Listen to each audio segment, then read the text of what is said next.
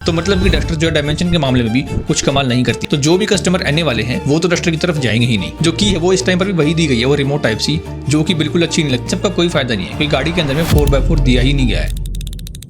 Duster का comeback India में हो गया है, लेकिन ये 5 चीजें मुझे पसंद नहीं आई। सबसे पहली तो ये है कि डस्टर के अंदर में कोई भी डीजल इंजन नहीं आया है। सेगमेंट में जहां पर क्रेटा, सेल्टोस जैसी गाड़ी बैठी है जिनके पास में डीजल इंजन है, उनके साथ में डस्टर कैसे कंपीट करेगी सिर्फ एक पेट्रोल इंजन के साथ में। पर चलो ठीक है, एक बार के लिए मैं इंजन को साइड रखता हूँ, बाद में बात करूंगा इसके ऊपर। लेकिन डायमेंशन वाइज अगर मैं कंपीट करता हूँ सेगमेंट की बाकी गाड़ियों से, तो उस मामले में भी किया सेल्टोस जो डस्टर से चौड़ी है और लंबी है। वहीं पर सियरा इस मामले में चौड़ी भी है, हाइट भी ज्यादा है और व्हील बेस भी उसका ज्यादा है। तो मतलब कि डस्टर जो है डायमेंशन के मामले में भी कुछ कमाल नहीं करती है। हालांकि ग्राउंड क्लियरेंस जो है वो डस्टर का 212 mm है, जो कि बाकी सेगमेंट की सारी गाड़ियों से ज्यादा है। लेकिन क्या इसका मतलब ये है कि डस्टर जो अपनी सेगमेंट की गाड़ियों से ज्यादा बेहतर है, या उसके कौन से वो 5 पॉजिटिव पॉइंट्स हैं और 4 वो नेगेटिव पॉइंट्स हैं, उनके बारे में आज कंप्लीट एनालिसिस करेंगे और एंड में मैं बताऊंगा कि आपको कि क्या डस्टर का कमबैक सच में हुआ है या फिर ये सिर्फ एक गिमिक है। अभी सेगमेंट पहले से ओवरक्राउडेड है, जहां पर 8 मॉडल इस टाइम पर अवेलेबल है मार्केट में। Creta, Seltos, Grand Vitara, Victoris, Kylaq, Kushaq, Toyota Hyryder, Elevate, और उसके बाद में अब डस्टर भी इसके अंदर में जुड़ने जा रही है। तो ये सेगमेंट तो पॉपुलर है, लेकिन एक बार सेल्स नंबर भी देख लो।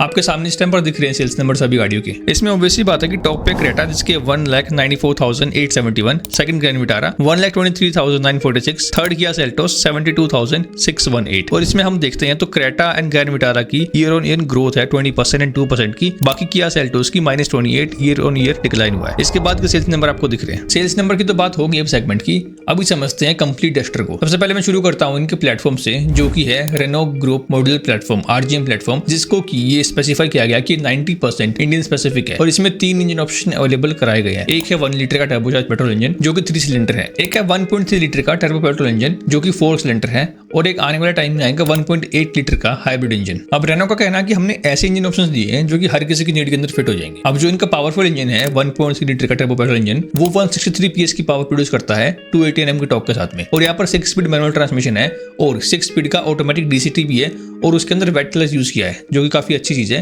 ट्रैफिक जैम के टाइम पर हीट नहीं होगा, और उसमें ई शिफ्टर भी मिलता है। वहीं पर जो छोटे वाला इंजन है 1 लीटर वाला, वो प्रोड्यूस करता है 100 PS की पावर और 160 Nm का टॉर्क। अब अगर मैं सेगमेंट में देखता हूं तो डस्टर का 1.3 लीटर का पेट्रोल इंजन जो है वो सेगमेंट में सबसे ज्यादा पावरफुल है और टॉर्क भी उसका ज्यादा है। पर जो 1 लीटर वाला इंजन है वो कहीं ना कहीं दूसरी कंपैरिजन में कम है, और यहाँ पर एक नेचुरल एस्पिरेटेड इंजन भी अवेलेबल नहीं है। तो जो भी कस्टमर आने वाले हैं वो तो डस्टर की तरफ जाएंगे ही नहीं। तो फिर डस्टर कौन से कस्टमर को अट्रैक्ट करेगी इंजन के मामले में? देखो मेनली यहाँ पर जो भी कस्टमर है टाइगन एंड कुशाक के, वो सबसे स्वीट स्पॉट है कस्टमर्स का कैच करने के लिए डस्टर के लिए, क्योंकि वो ऐसे कस्टमर है जो कि जर्मन ब्रांड की तरफ जा रहे हैं, और अगर उनको बेटर वैल्यू मिलेगी तो वो डस्टर के अंदर भी शिफ्ट हो सकते हैं। लेकिन वहां पर भी एक कैच है। अब प्लेटफॉर्म को लेकर के 2 चीजें क्लेम की उन्होंने। पहली बात कि वो बेस्ट है सेगमेंट में राइड एंड हैंडलिंग के मामले में, एंड दूसरा कि वो 5 स्टार सिक्योर करेगा। इस तरीके से उन्होंने इसको बनाया है, लेकिन अभी तक कोई भी टेस्टिंग नहीं हुई है। लेकिन वहीं पर जो कुशाक एंड टाइगन है उसकी टेस्टिंग हो चुकी है, एंड वो 5 स्टार रेटेड कार है, प्रूवन है। तो ये अभी देखना बाकी है जब क्रैश टेस्ट होगा तब। लेकिन जो कुछ फील गुड फैक्टर है जो कि जर्मन गाड़ियां मिस करती है आज के टाइम पर, डस्टर के अंदर में रेनो ने वो दिया है। सबसे पहली बात तो लॉक की को प्रेस करके रखोगे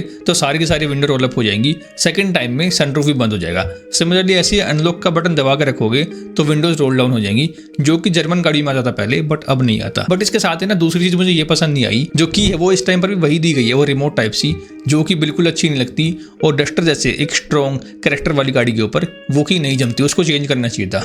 तीसरा जो मुझे इस गाड़ी में नेगेटिव लगा वो है इसका रियर सीट का स्पेस एंड कंफर्ट। दूसरी गाड़ियों में चाहे वो सेल्टोस हो या फिर वो सियरा, ज्यादा स्पेस है और कंफर्ट भी ज्यादा है, 3 लोग आराम से बैठ सकते हैं। लेकिन डस्टर में वो पॉसिबल नहीं है, और बीच में हम भी थोड़ा ज्यादा ऊपर है। तो अभी 2 और नेगेटिव बताने से पहले 5 पॉजिटिव बता देता हूं जो मुझे इस गाड़ी के लगे हैं, एंड वो काफी सही लगे मुझे। सबसे पहला मैं कहना चाहूंगा जो इसके बोनट के अंदर में हाइड्रोलिक स्टड्स दिए हैं वो बहुत ही अच्छा फीचर है, एंड वो हर गाड़ी के अंदर में होना चाहिए। सेकंड में कहूंगा इसका बूट स्पेस जो है अगर ऊपर तक मेजर करे तो वो 700 लीटर है, और अगर सिर्फ उसकी पार्शियल ट्रे तक देखें तो 518 लीटर्स है, जो कि काफी बड़ा सेगमेंट में। हालांकि स्पेयर व्हील नहीं मिलता है जो कि देना चाहिए था, और जो भी शोकेस किया उसके अंदर में सबवूफर भी नहीं दिखाया गया है, जिसको बोल रहे थे कि हम देंगे। हो सकता है कि जब गाड़ी लॉन्च हो उस टाइम पर पे दे दिया जाए, अभी तक तो नहीं है। तीसरा है जो कि मुझे सबसे अच्छा लगा है, वो बेहतरीन फीचर है, वो है इनबिल्ट गूगल का। ये बहुत ही अच्छा फीचर है जो कि हर मैन्युफैक्चरर को देना चाहिए, क्योंकि जस्ट आपको लॉगिन करना है अपनी आईडी से, और फिर आपकी गाड़ी ही आपका फोन है, आपको फोन कनेक्ट करने की कोई नीड नहीं है, सबको देना चाहिए। फोर्थ मैं कहना चाहूंगा इसके एलॉय व्हील जो कि 18 इंचेस के हैं, और वो 2 शेप में दिया गया है। एक इसका वर्जन था जिसमें ब्लैक वाले थे, एंड एक में था diamond cut,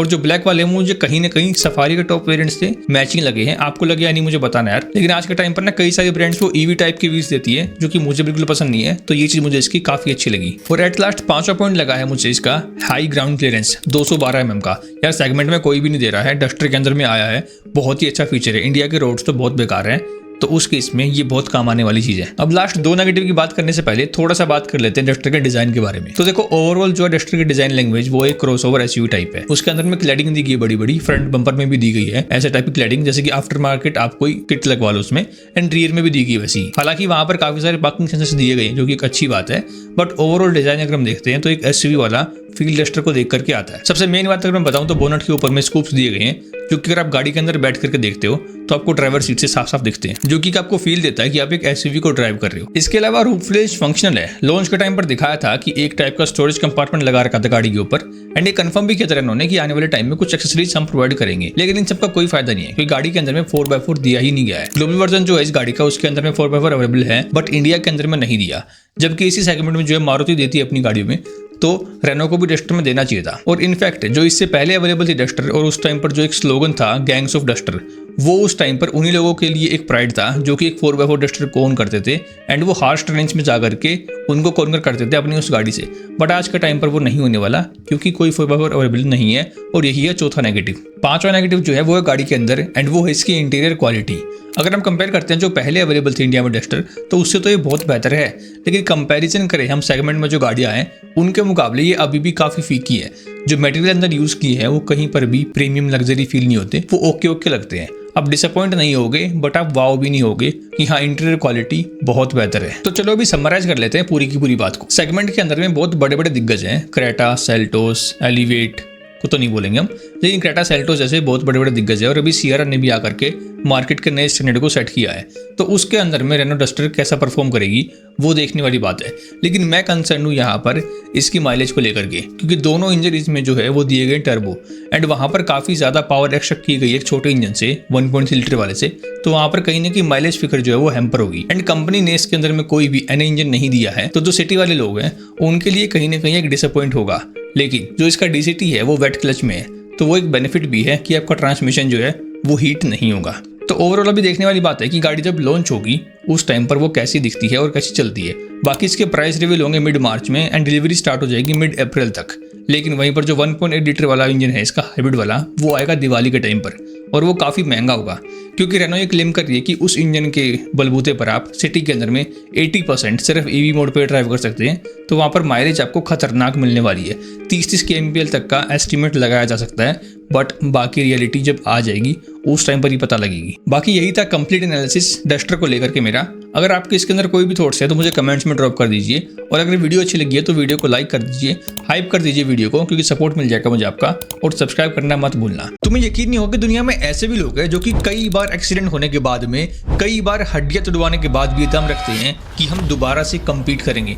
welcome to the डकार रैली। अब तुम ये मत समझ लेना कि ये कोई लैप ट्रैक रेस है, बिल्कुल भी नहीं। डकार रैली एक ऐसी रैली है जो कि 8000 से 10,000 किलोमीटर तक चलती है, और यहाँ पर मल्टीपल स्टेजेस होते हैं, और यहाँ पर ना कि सिर्फ कार्स बल्कि बाइक्स, ट्रक्स, एटीवीज एंड एसएसवीज भी कम्पीट करती है, और ट्रक्स यहाँ पर 1200 हॉर्स पावर तक के होते हैं।